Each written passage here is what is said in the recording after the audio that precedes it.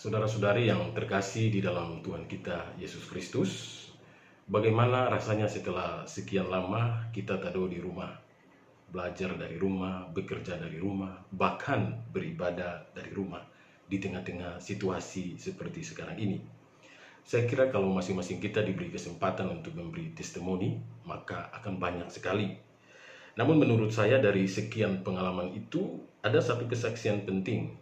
Ternyata pandemi COVID-19 ini yang melanda dunia kita bukan saja membuat kita semua berada dalam kegelapan, tetapi pandemi COVID-19 dapat membuat kita semua melihat cahaya sekalipun di tengah-tengah kegelapan.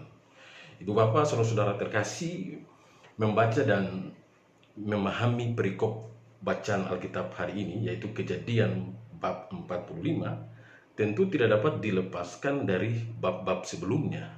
Sejak bab 42, yaitu menceritakan tentang kejadian perjumpaan Yusuf dengan saudara-saudaranya. Kalau kita memperhatikan bab-bab sebelumnya, maka kita akan menemukan hal-hal yang menarik yang terjadi di antara Yusuf dan saudara-saudaranya itu. Yang notabene mereka semua berasal dari satu bapak dan dari 4 orang ibu, Lea, Rahel, Silpa, dan Bilha. Dikisahkan di sana bahwa Yusuf adalah putra ke-11 dari Yakub dan putra pertama dari Rahel dan anak yang paling dikasihi oleh Yakub. Dan dari ke-13 putra-putri Yakub, Yusuf adalah anak yang lahir pada waktu Yakub sudah tua dari istrinya Rahel yang sangat dikasihinya itu. Selain itu, cerita tentang Yusuf dalam Perjanjian Lama adalah sebuah cerita yang sangat hidup dan menarik. Ia adalah anak yang cukup dimanjakan, cukup dikasihi, namun kemudian terjual ke Mesir oleh karena kecemburuan saudara-saudaranya. Dia terhukum karena difitnah, namun kemudian naik menjadi orang yang memegang posisi penting dalam pemerintahan.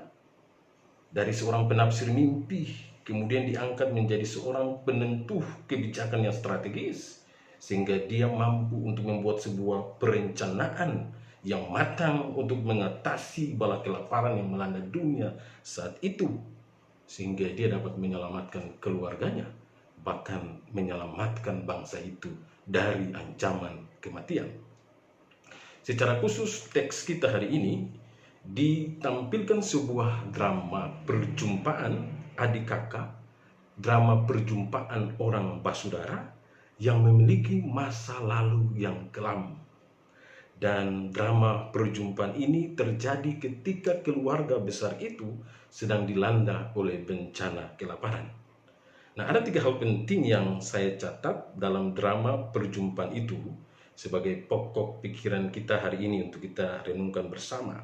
Sejak bab 42, saudara-saudara Yusuf menemukan ternyata ada banyak kejanggalan, ada banyak keanehan yang membuat mereka bertanya-tanya siapa sebenarnya gerangan penguasa Mesir yang sedang mereka hadapi itu.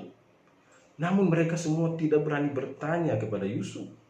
Dan akhirnya mereka dibuat sangat takjub. Sebab ternyata mereka tidak dibuat merasa terhakimi, tidak diberi sanksi atau dipenjarakan karena kejadian-kejadian kecil itu. Tetapi mereka diperhadapkan dengan sebuah perilaku yang dipenuhi dengan suasana kelemah lembutan dan kasih sayang. Nah, mari kita perhatikan satu persatu Bapak Ibu ayat-ayat yang terdapat dalam Kejadian pasal 45 ini. Ayat pertama, ketika itu Yusuf tidak dapat menahan hatinya lagi di depan semua orang yang berdiri di dekatnya, lalu berserulah ia, suruhlah keluar semua orang dari sini. Yusuf meminta semua pelayannya menyingkir karena dia ingin melakukan percakapan secara pribadi di antara saudara-saudaranya secara bebas dan terbuka. Nah, apa yang terjadi Bapak Ibu, saudara-saudara sekalian? Yusuf menanggalkan semua kebesarannya. Sebab bagi Yusuf jauh lebih penting memulihkan relasi yang pernah putus dan merawat cinta kasih di antara saudara-saudaranya daripada hanya sekedar mempertahankan kehormatan harga dirinya sebagai seorang yang pernah tersakiti di masa lampau. Bagi Yusuf, tidak lagi penting mengungkit-ungkit masa lalu atau mencari-cari siapa benar, siapa salah, karena itu hanya menguras dan energi, bahkan tidak akan menyelesaikan masalah-masalah di antara mereka, terutama di tengah-tengah situasi darurat kelaparan pada waktu itu. Nah, ayat kedua, setelah itu menangislah Yusuf keras-keras sehingga kedengaran kepada orang Mesir dan kepada seisi istana Firaun. Nah, kalau kita perhatikan keseluruhan kejadian perjumpaan Yusuf dan saudara-saudaranya, maka penulis kisah ini menunjukkan kepada kita bahwa ternyata Yusuf menangis berulang-ulang kali. Nah, rupanya ini sudah cukup lama dan dengan susah payah ia menahan emosi itu. Kini ia tidak mampu lagi untuk membendungnya. Yusuf menangis sekeras-keras. Ungkapan sukacita, keharuan, cinta kasih, kerinduan, dan kelemah lembutan yang teramat sangat ia tunjukkan di hadapan saudara-saudaranya itu. Dan menurut saya, pilihan komunikasi seperti ini sangat menyentuh, sangat menggugah, sangat-sangat diperlukan dalam membangun relasi-relasi kemanusiaan. Karena terjadi apa adanya, tanpa dibuat-buat, tanpa settingan, tanpa maksud apa-apa.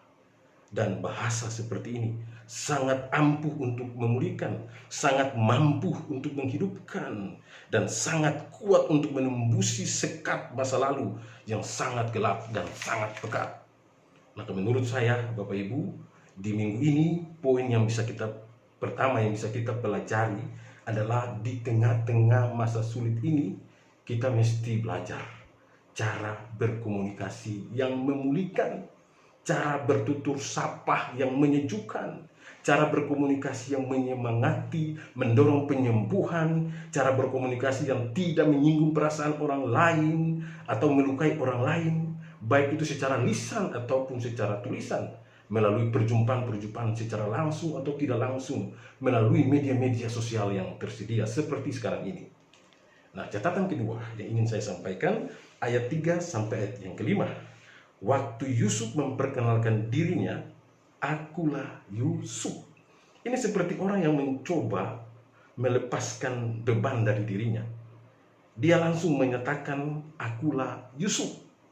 Sebab selama mereka berkunjung, para saudaranya itu mengenal Yusuf itu dengan nama Mesirnya, yaitu Sefnat Paneah.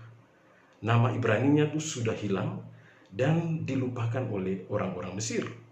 Namun sekarang dia mengajar mereka untuk memanggil dia dengan namanya yang sebenarnya, akulah Yusuf. Dan supaya mereka tidak menyangka bahwa dia adalah orang lain yang mempunyai nama yang sama, maka dia pun bertanya kepada mereka, masih hidupkah Bapak? Perkataan Yusuf ini membuat saudara-saudaranya terpekur.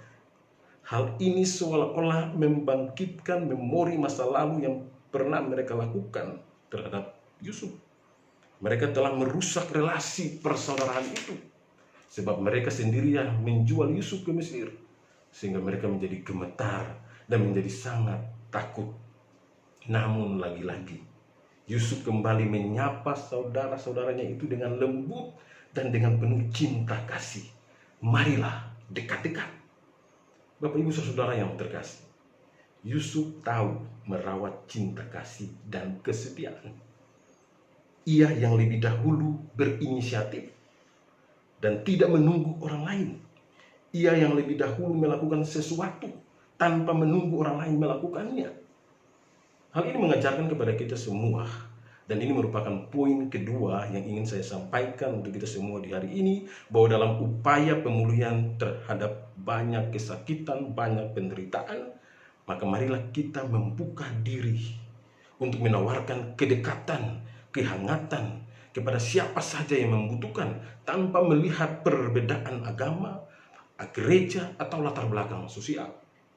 Mari kita lebih dahulu berprakarsa, walaupun mungkin itu prakarsa-prakarsa atau inisiatif-inisiatif kecil, dengan menawarkan cinta kasih, membuka kemungkinan-kemungkinan pengharapan, melakukan tindakan-tindakan diakonia satu sama lain. Mungkin itu berbagi sepiring nasi, berbagi ikan atau sayur. Itu sudah sangat punya dampak besar. Dan itu sadar atau tidak sadar, kita sedang menghadirkan kerajaan Allah di dunia ini. Dan kalau hal-hal ini yang kita lakukan di tengah-tengah situasi yang sedang terpuruk seperti sekarang ini, maka kita akan melihat cahaya pengharapan di tengah-tengah kegelapan sekalipun. Pandemi COVID-19 ini adalah salah satu cara yang dipakai oleh Allah untuk mengajarkan kita semua bahwa kita mendiami sebuah planet yang sama. Oleh sebab itu kita tidak boleh hidup untuk diri kita sendiri. Kita saling tergantung satu sama lain. Maka kita harus peduli dan saling tolong menolong. Tidak berjabat tangan bukan berarti kita tidak saling menguatkan. Tidak saling berdekatan bukan berarti kita kehilangan sentuhan-sentuhan kepedulian satu sama lain. Ingat, di dunia ini dan di Indonesia, agama boleh banyak, cara beragama boleh beda, tapi Alkitab mengajarkan kepada kita bahwa hanya ada satu Allah, dan Allah yang benar dan satu itu mengajarkan kepada kita supaya kita peka, kita peduli, dan terus menghadirkan cinta kasih agar kehidupan terus dapat berlanjut di alam semesta ini. Catatan ketiga, Bapak Ibu Saudara-saudara, kita jumpai di dalam ayat 5 sampai 8, 9 sampai 15. Allah telah menyuruh aku mendahului kamu, dan Allah telah mengangkat aku menjadi penguasa di Mesir. Ayat 9 sampai 15, Yusuf memberi gambaran bahwa Israel sebagai umat Allah itu mendapat pemeliharaan istimewa darinya. Yusuf mengakui bahwa pengangkatan dirinya menjadi tuan penguasa atas Mesir oleh Tuhan bukan saja untuk menyelamatkan keluarganya, tapi lebih daripada itu untuk menyelamatkan bangsa.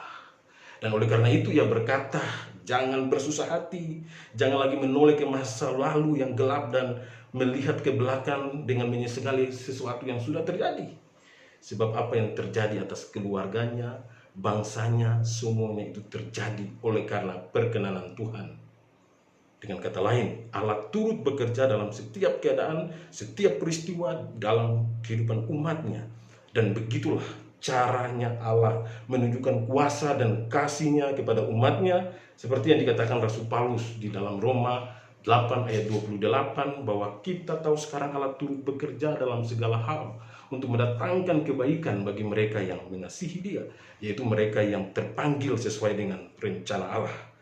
Karena cinta kasih yang luar biasa dari Tuhan, maka umatnya terbebas dari ancaman kematian karena bencana kelaparan. Dan terbukti bahwa pemeliharaan Allah itu tidak terbatas. Pemeliharaan Allah itu unlimited. Bukan saja untuk hal-hal yang terjadi saat ini, tetapi cinta kasih dan pemeliharaan Allah itu mencapai masa depan. Sungguh mengagumkan rancangan pemeliharaan Allah atas alam semesta ini. Dan Yesus katakan kepada saudara-saudaranya, kembali katakanlah kepada Bapa bahwa rahmat Allah sangat luar biasa terjadi dalam kehidupan kita. Saudara-saudara, maka kata yang tepat untuk mengungkapkan keseluruhan drama perjumpaan ini adalah amazing, luar biasa. Cinta kasih Tuhan itu sungguh luar biasa. Dan ketika cinta kasih Tuhan itu yang dikedepankan, maka terjadi pemulihan. Bukan saja bagi pribadi-pribadi, tetapi juga bagi keluarga, bahkan bagi bangsa. Dan oleh karena itu, poin terakhir kita hari ini adalah bahwa di tengah-tengah keadaan terpuruk seperti sekarang ini, Tuhan tetap memegang kendali atas dunia ini. Jadi COVID-19 ini bukan akhir dunia. Justru sebaliknya, kita dapat menyaksikan kepada dunia bahwa ada terang, ada cahaya di tengah pandemi COVID-19, karena ada cinta kasih Tuhan yang terus bertumbuh di tengah-tengah keluarga, di tengah-tengah persekutuan berjemaat. Dan ternyata kita dapat menyaksikan kepada dunia bahwa dari tengah-tengah kegelapan, orang bisa melihat dan menemukan terang. Dari masa lampau yang kelam, orang dapat melihat cahaya pengharapan. Dari pengalaman buruk terlahir sukacita besar, keluarga dipulihkan, bahkan bangsa diberkati. Oleh karena itu saudara-saudara, jangan pernah kehilangan pengharapan kepada Tuhan, karena Tuhan tidak pernah putus asa terhadap saudara dan saya. Tuhan adalah penyelamat kita. Amin. Tuhan memberkati kita.